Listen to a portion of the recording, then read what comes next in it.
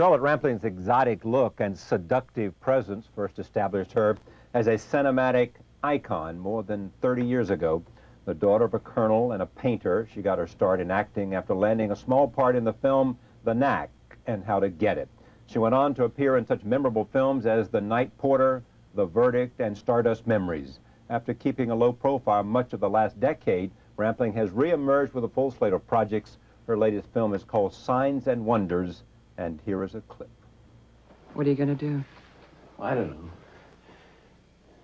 Well, whatever you want me to do, I can disappear. Christ, What about just ending it? we'll end it tomorrow. Do I know her? No, you don't know her. What will she do? She'll leave Athens, I'm sure. She always hated it here. She only stayed because... Well, she's pretty much alone, I guess. It's that American woman at the office, isn't it? You mentioned her once. I wondered why you never met her. You know, you walk around with this idea that no matter how important you are to someone, you could always be exchanged for someone else. But with her, she made it so clear that I was what you wanted. It was disturbingly powerful. It was my particular existence. It was me uniquely that seemed to matter for her. Don't ask me why. All right, we're going to see some more about this. Tell me about this movie. Okay. Tell me about Alec and tell me about Marjorie. Alec is an American. Right. Who lives in Greece. We saw him there. Yeah, that was him. Right. Who lives in Greece with his wife, who's half Greek, which is why probably they live in Greece, or maybe his business is sort of more or less there. He works on the stock market, Yeah. stocks and shares and various things. And they live relatively happily, it seems, when we meet them with their 2 children. And then in this, go ahead. Say?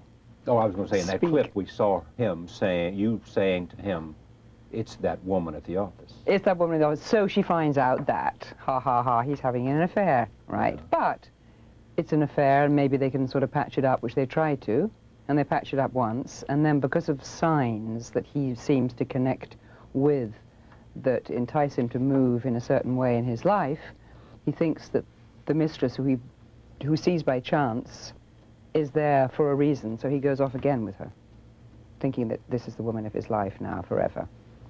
And so that's the second betrayal.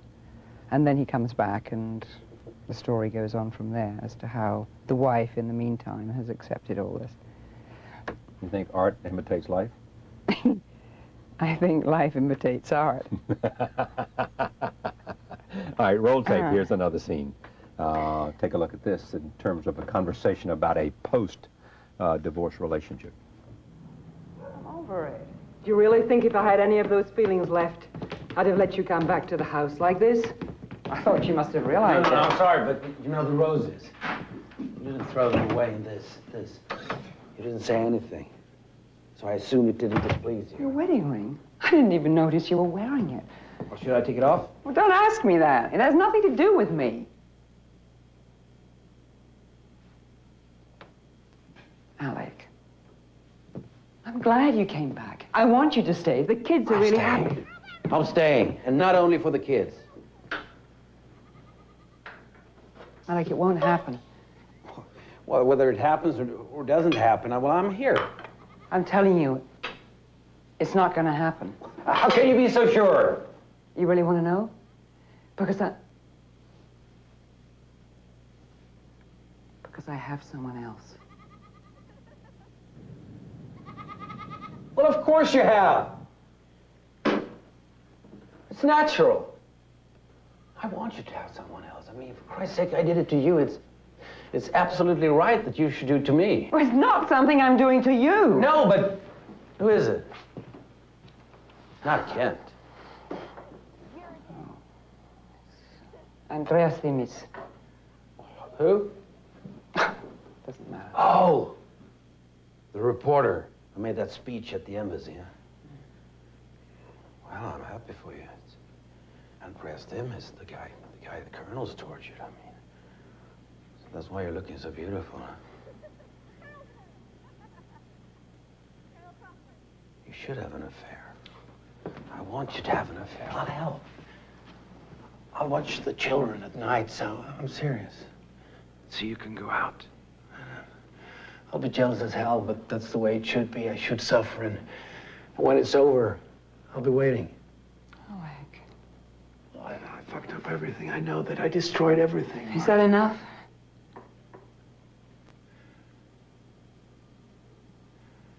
I love you, Marjorie.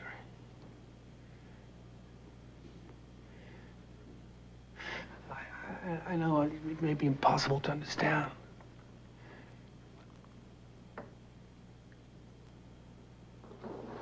I think you better go back to your hotel. How do you feel about this film? Did it get what you wanted it to get? Yeah, it did. It did. It's a film with many different. It's not that it has mixed messages at all, but there are many different levels that it seems to be playing on. But the basic level, in terms of the woman that I play, she's the motor of the film. She's the sort of. She's the sanity, really, in the film. You can tell which actually a lot of women, in a lot exactly. of cases, women are. Yeah, exactly. They're the same people in a relationship. Well, they have the sort of, you know, the pulse on the sanity of the story. Oh, clearly, I don't have any trouble with that. But I mean, the other thing about this is that he seems to be reactive to her all the time. I mean, she is driving those two scenes. Yeah. I mean, she's the strong one too. Well, he is reactive because he's the one he's the one that feels all the guilt. That's right. all. So you're reactive if you feel the guilt. Oh, really? I think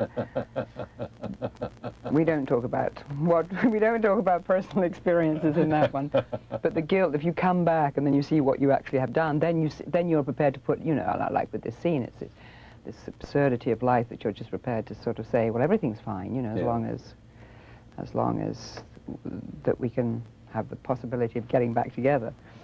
All right, roll tape. I want to see one more scene because I want to talk about you and beyond this particular movie in a moment. Roll tape.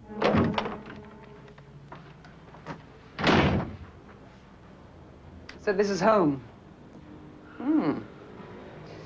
This is what you got in exchange for your tedious little family. It's very charming.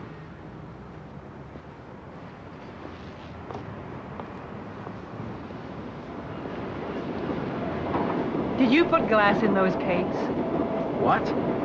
Would you do that? Is that something you do? I used to think I knew you, Alec. I wonder if I know you at all now. I don't know what you're talking about. No?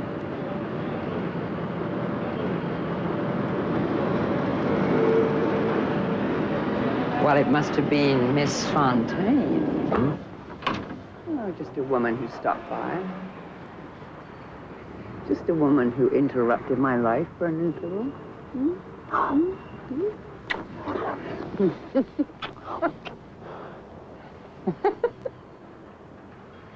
You're tanked, honey. If I am tanked, Alec Fenton. Oh, Fenton. Fontaine. How cute. Are you going to tell me that you're too much of a gentleman to make love to me? After everything you've done? That would take some nerve.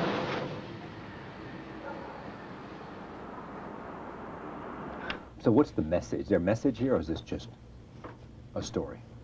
No message, no. The possibility of quite a few messages. But it's just about experience. It's just about how all these things actually register on the human psyche and the human body, and there's a suspense too. It's an emotional suspense story, in fact, because you just actually don't know quite how they're going to sort themselves out, and it does end. Yeah.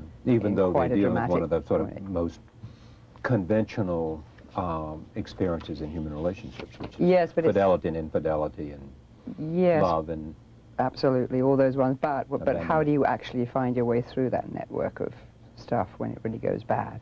And that's what the film is about. I mean, that's where... What's intriguing to me about you, among other things, is that it seems like that early on in your life, as a professional person, you got identified. There was a look, there was a sense, there was this whole sense of mystery, of independence, of... Help me. You know, it was am I gonna describe myself? Yeah, sort of. That's what I was looking for. But it was this notion early on, and I always wondered whether it just happened and you sort of lived up to that, you know, because it was there, or whether it was a true sort of piercing. I think it's the both, really. You meet, life meets you and you meet life. And there's a mixture that happens. And in the cinema, when you meet, say if we talk about Night Porter, that was a role that brought out and forward from me all sorts of things that I never suspected I had in me, but they were revealed then, quite simply. Like? I advise you to see the film. I've seen the film. And then you can know. Roll tape. This is a 1973 movie directed by Leilani Cavani. Right. Roll tape. They were here, weren't they?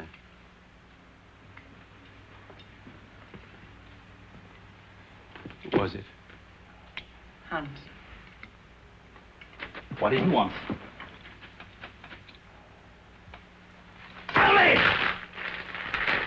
Tired and I'm hungry. Tell me! Nothing. Tell me what you talked about. What you said to each other!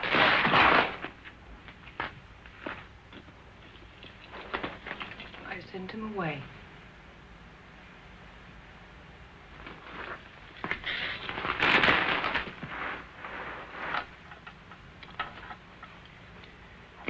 Why were you trying to go away from me? It hurts.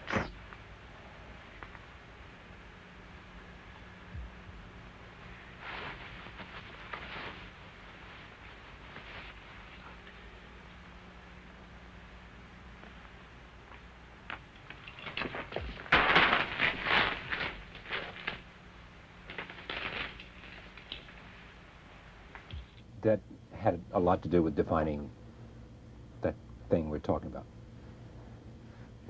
Maybe. You think? I don't know. I don't know, because you're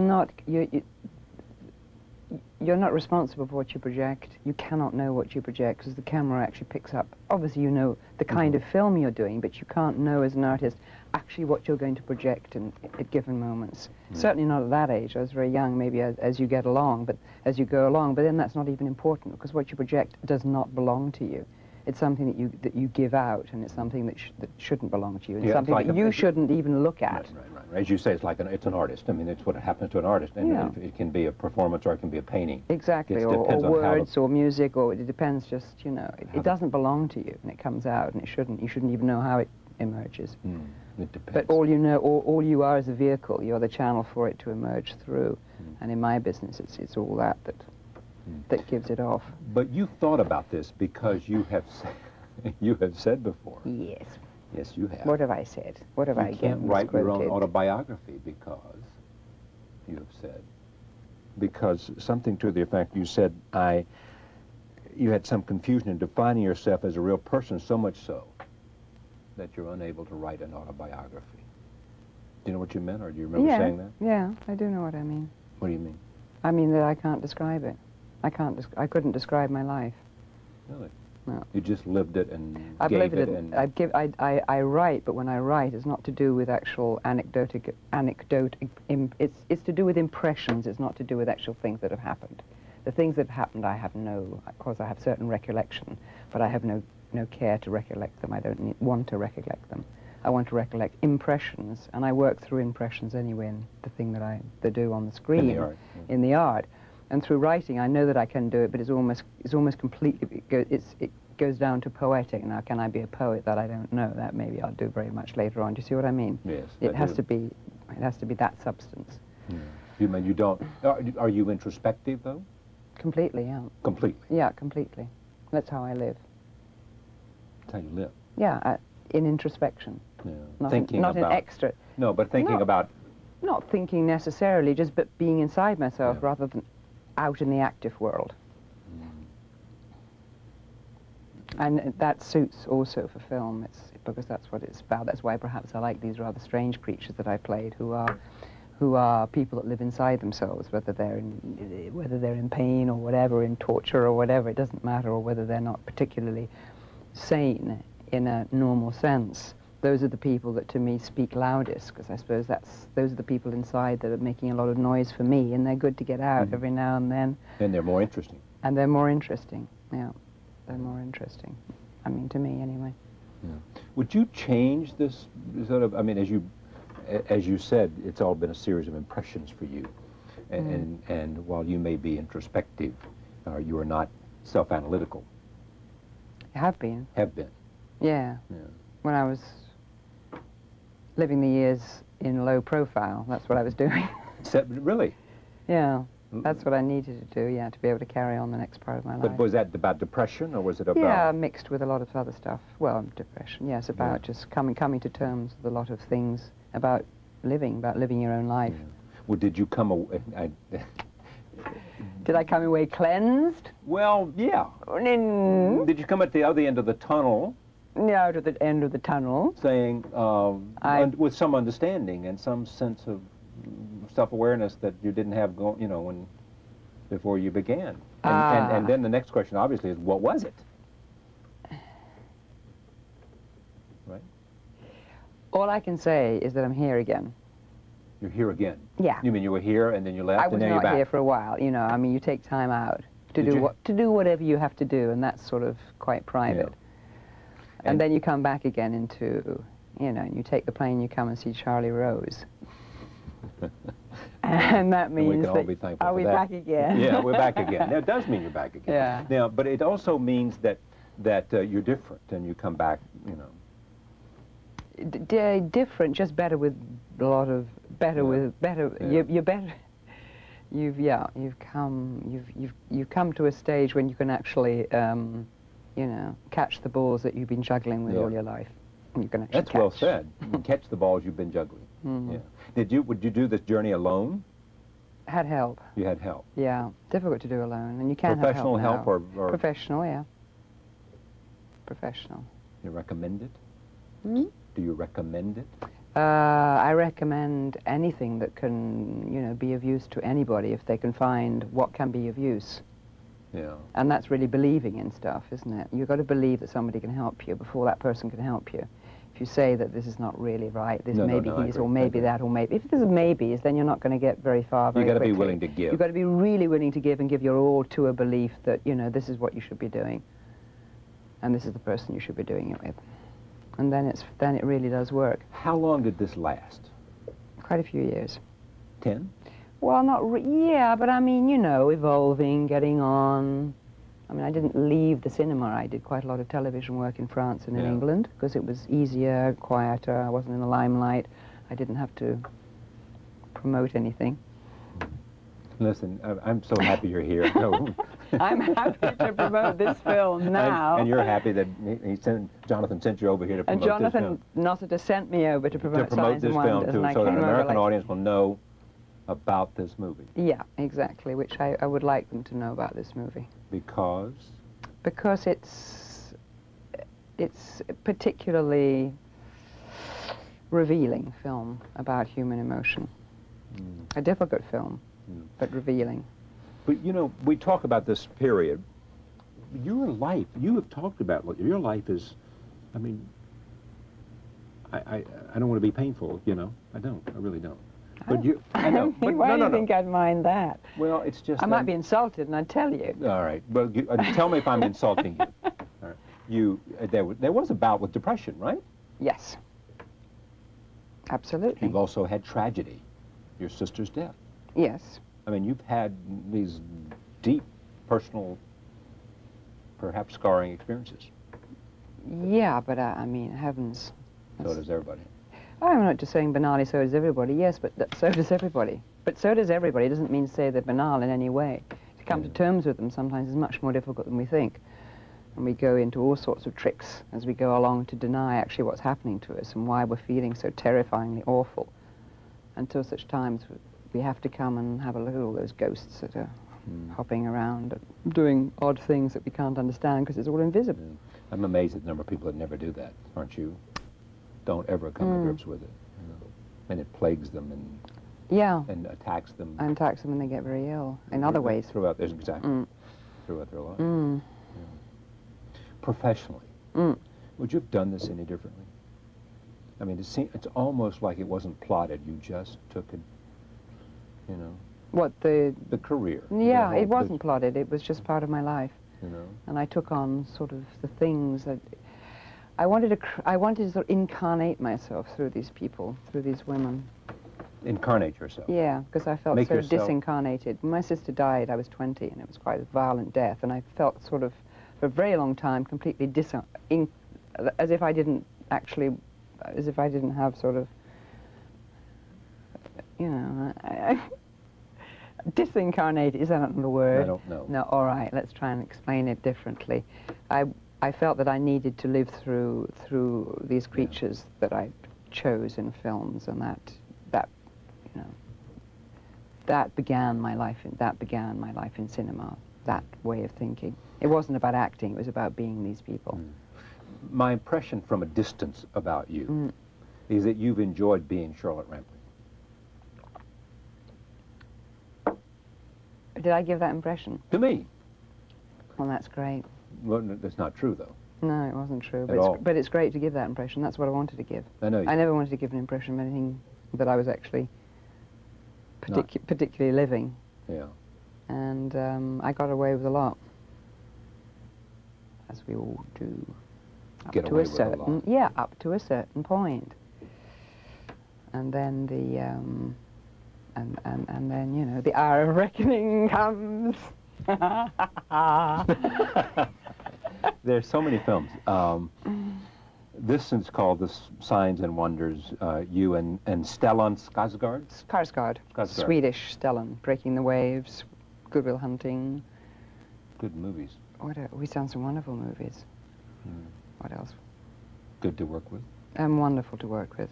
The most generous of all actors I think I've worked with. Maybe Dirk Bogarde was like that too. We just saw. Yeah, who we just saw. If you could choose a role you'd love to perform, you'd love to act, what would it be? Well, I don't know. I haven't been very brave in trying to figure out the roles that I should play. Yeah.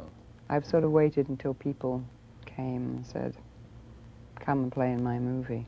Really? That's sort of been the way you've lived your life? Oh, God. Come play in my movie? Come play in my movie.